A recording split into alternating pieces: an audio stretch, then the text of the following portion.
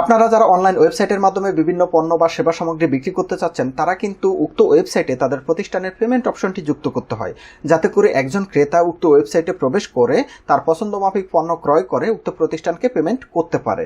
তো এখানে আপনারা একটি ই কমার্স ওয়েবসাইট দেখতে পাচ্ছেন। এই ওয়েবসাইটে যদি একদম নিচের দিকে যায়, সেখানে আপনারা দেখবেন অনেকগুলো পেমেন্ট অপশন রয়েছে। অর্থাৎ একজন ক্রেতা এই ওয়েবসাইটে প্রবেশ করে তার পছন্দ মাফিক পণ্য ক্রয় করে এই সমস্ত পেমেন্ট মাধ্যমের যে কোনো একটি ব্যবহার করে কিন্তু সে এই প্রতিষ্ঠানকে পেমেন্ট করতে পারবে। এখন প্রশ্ন হচ্ছে যে এই পেমেন্ট অপশনটি কিভাবে আপনারা আপনাদের ওয়েবসাইটে যুক্ত করবেন, এর জন্য আপনাদের কি প্রসিডিউর ফলো করতে হবে বা কোন কোন কাগজপত্রগুলো লাগবে।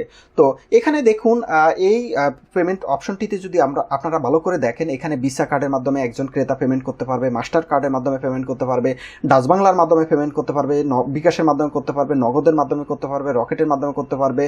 আরও অনেকগুলো অপশন রয়েছে। ব্যাংক এশিয়ার মাধ্যমে করতে পারবে, ব্র্যাক ব্যাংকের মাধ্যমে করতে পারবে, এবি ব্যাংকের মাধ্যমে করতে পারবে, মিউচুয়াল ট্রেড ব্যাংকের মাধ্যমে করতে পারবে, অনেকগুলো ব্যাংকের মাধ্যমে পেমেন্ট করতে পারবে। তাহলে একজন ক্রেতা যখন পেমেন্ট করলো, তখন এই পেমেন্টটি কোথায় যাবে?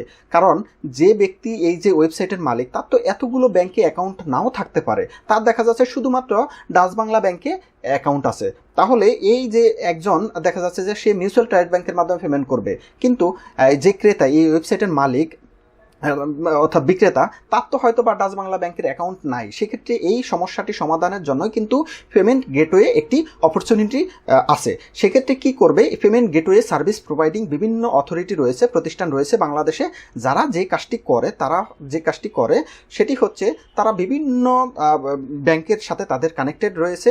যে কোনো ক্রেতা ওই সমস্ত ব্যাংকগুলোর যে কোনো একটির মাধ্যমে কিন্তু উক্ত প্রতিষ্ঠানকে পেমেন্ট করতে পারবে। আর এই পেমেন্টটি রিসিভ করবে কে? এই যে payment gateway servicing providing authority, তারা পেমেন্টটি রিসিভ করার পরবর্তীতে এই যে যার ওয়েবসাইটের মাধ্যমে এই পেমেন্টটি এসেছে, সেই ওয়েবসাইটের মালিককে তার পছন্দের ব্যাংকে কিন্তু পেমেন্টটি পাঠিয়ে দিবে। তাতে করে কি এই সমস্যার সমাধানটি হয়ে গেল। এখন প্রশ্ন হচ্ছে, এই যে পেমেন্ট গেটওয়ে তাদেরকে আপনি কোথায় পাবেন? এখানে আমি কিন্তু বাংলাদেশের বেশ কয়েকটি জনপ্রিয় পেমেন্ট গেটওয়ে সার্ভিস প্রোভাইডিং অথরিটির কিন্তু ডিটেলস দিচ্ছি। এখানে দেখতে পাচ্ছেন 1 নম্বরে SSL কমার্স, এরা খুবই জনপ্রিয়। তার পরবর্তীতে সূর্য পে, তার পরবর্তীতে আমার পে, পোর্ট ওয়ালেট, তারপর two checkout, fast spring, easy pay way, paddle, এরা কিন্তু পেমেন্ট গেটওয়ের যে সার্ভিসটি তারা কিন্তু প্রোভাইড করে থাকে। এবং তাদের প্রথমে কি পরিমাণ ফি নিয়ে থাকে, বার্ষিক কি পরিমাণ ফি নিয়ে থাকে, কমিশন কি পরিমাণ নিয়ে থাকে, সেগুলো কিন্তু এখানে দেখতে পাচ্ছেন। তাহলে এই পেমেন্ট গেটওয়ে যারা সার্ভিসটি প্রোভাইড করে তাদের কাজটি কি বুঝতে পেরেছেন? তো এখন প্রশ্ন হচ্ছে, এই পেমেন্ট গেটওয়ে অপশনটি কিভাবে আপনারা আপনাদের ওয়েবসাইটে যুক্ত করবেন। এর জন্য প্রথমে আপনাদেরকে এই যে পেমেন্ট গেটওয়ে সার্ভিস প্রোভাইডিং কোম্পানিগুলো রয়েছে তাদের সাথে যোগাযোগ করতে হবে। তাদের ঠিকানা কিন্তু আপনারা ইন্টারনেটে পেয়ে যাবেন। তো তাদের সাথে যোগাযোগ করার পরবর্তীতে তারা বেশ কিছু কাগজপত্র নিয়ে আপনাদেরকে আসতে বলবে।